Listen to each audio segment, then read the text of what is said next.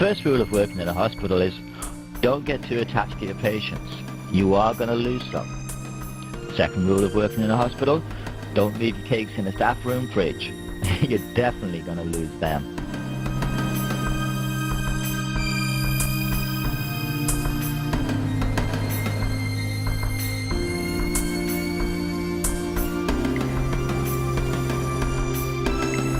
So this is my house. This is where I live. It's pretty cool. I like it, but things aren't always what they seem. This house is...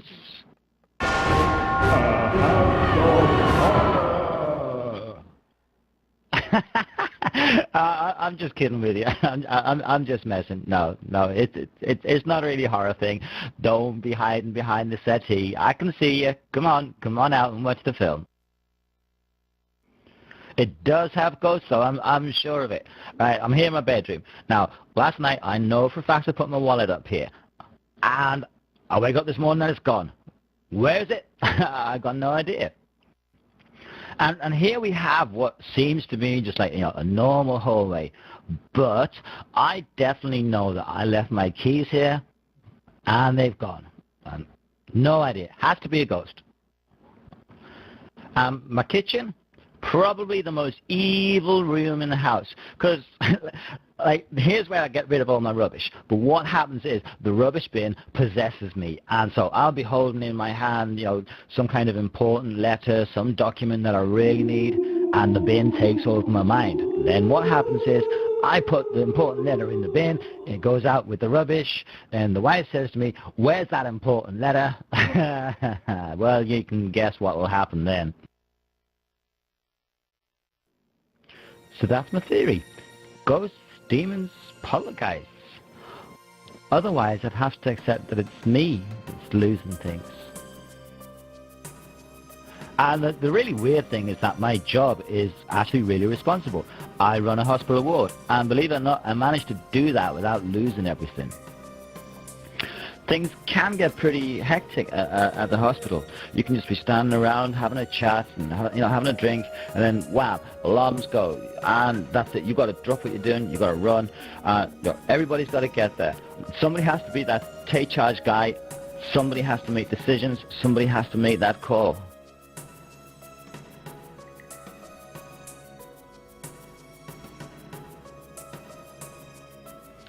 It's pretty hard to explain the feeling you get when everything works well. Everyone knows the job, and everyone's doing their job just right. And there's a real accomplishment when you do manage to bring somebody back. It's true to say, though, that you can't win every time, and some you lose.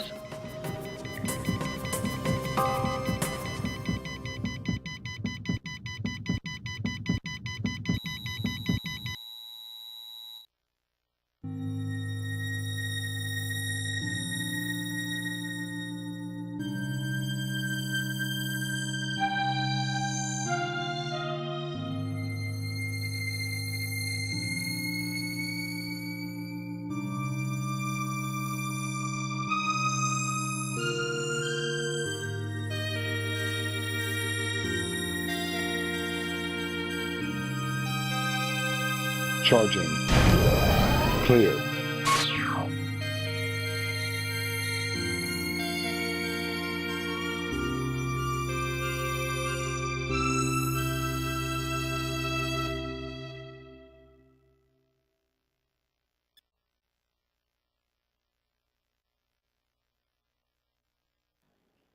Recording time of death, 0750.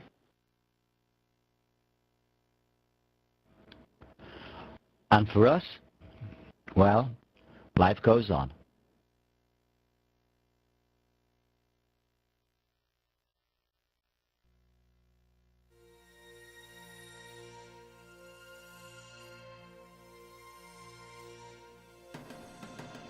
Okay, people, right. Okay, we lost one today, but let's stay focused, stay in the land of the living. There's plenty more people need our help.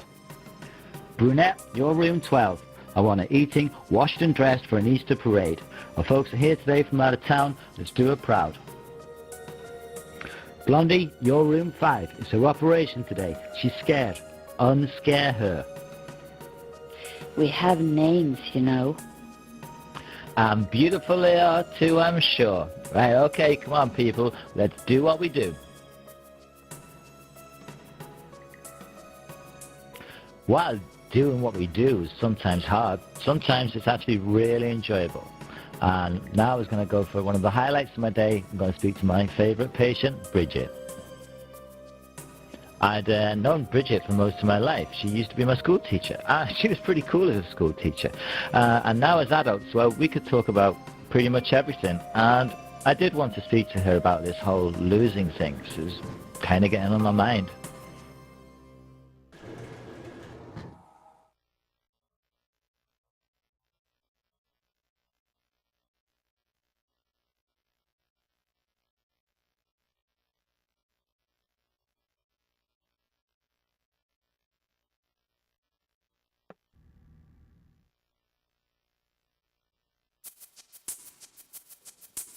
Yeah, well, I'm losing the will to live. Man, you bleat like a lamb stuck on a fence. But Bridget, I'm losing everything. This is serious. Michael, how well do you remember when I was your teacher? I remember that you used to lock me in a cupboard. I wish.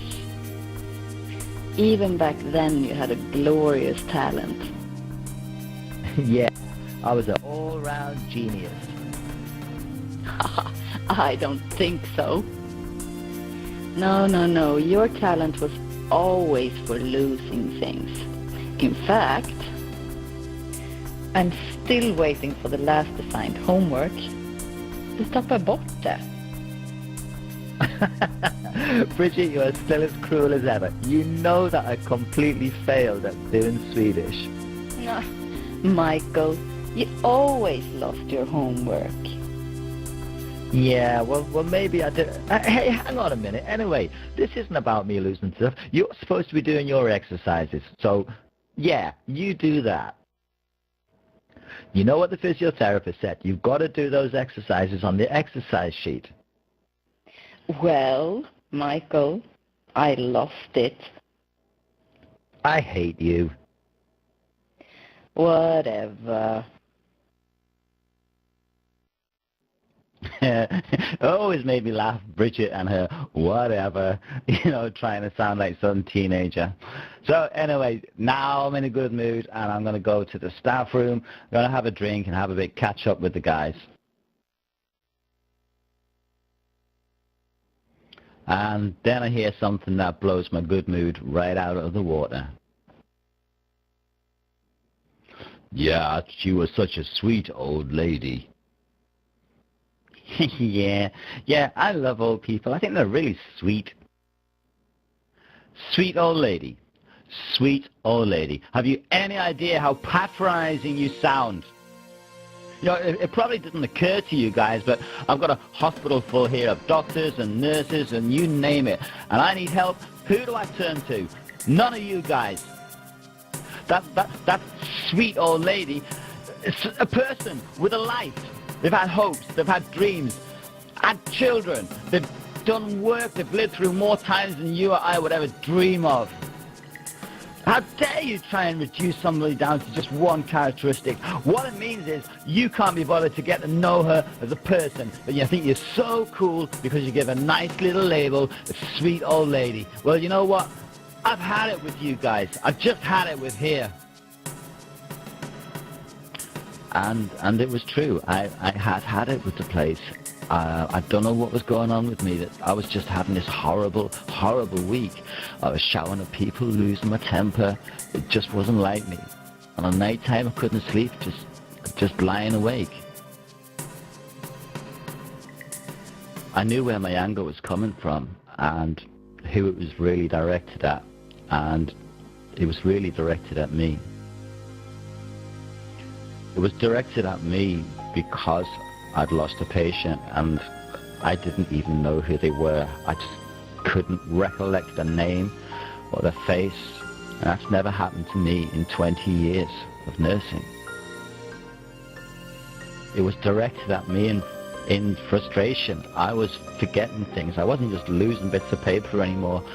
I would say I'll go and see a patient. I'll be 2 minutes. I'll be right back. And then I'd just forget about it. And the truth was, I wasn't just losing little bits and pieces. I was losing the whole meaning of my life.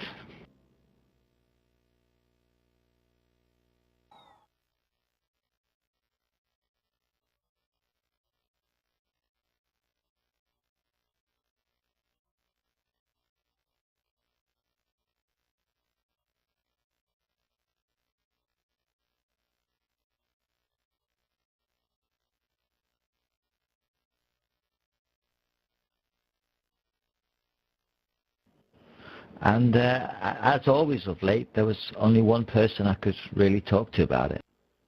Okay, firstly, you mixed me up with someone who cares. But let's pretend I do for a minute. I was a teacher all my life, and I gave it my all. But it's true to say my all wasn't always enough. I had to learn to spread the load, and that one person can't cure all the world's problems. You're a good nurse, and you treat all of us crumblies as individual people. But right now, you're not a good leader. I know what's wrong. It's as clear as day to me. Things get so much clearer from my circumstance. But you have to see it for yourself. I know you can, and I know you will. Michael, you can't cry and break your heart over everyone you lose.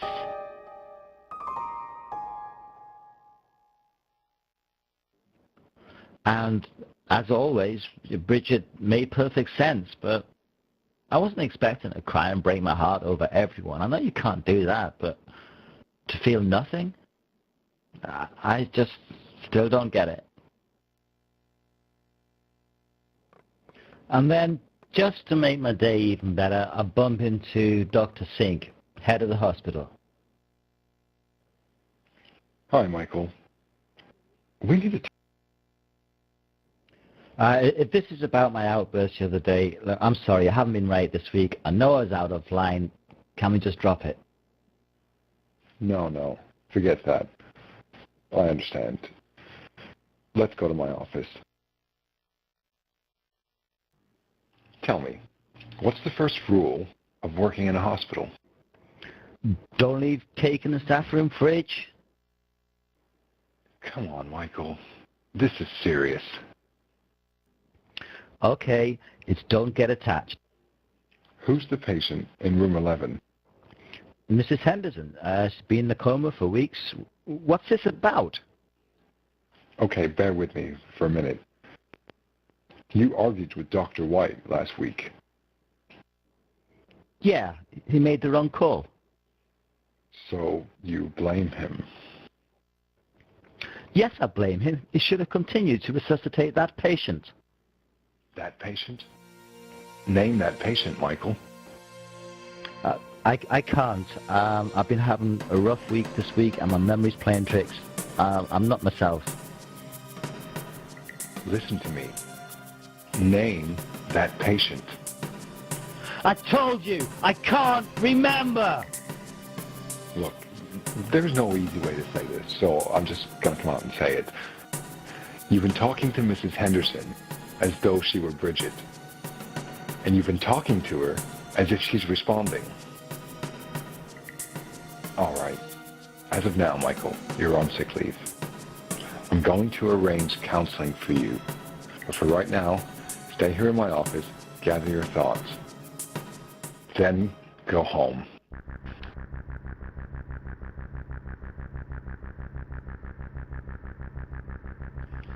His words faded. I wanted to shout, but no sounds came. My heart gave a silent scream. How could I have been so blind? I had all the signs of grieving: anger, guilt, blame. all masked by an incredible denial.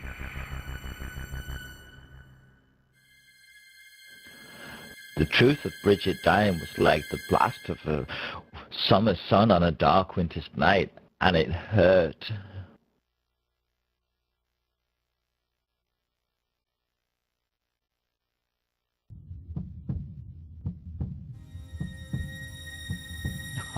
Hurt doesn't begin to describe it, but the kind of truth is it's better to stand in the summer sun than the winter night.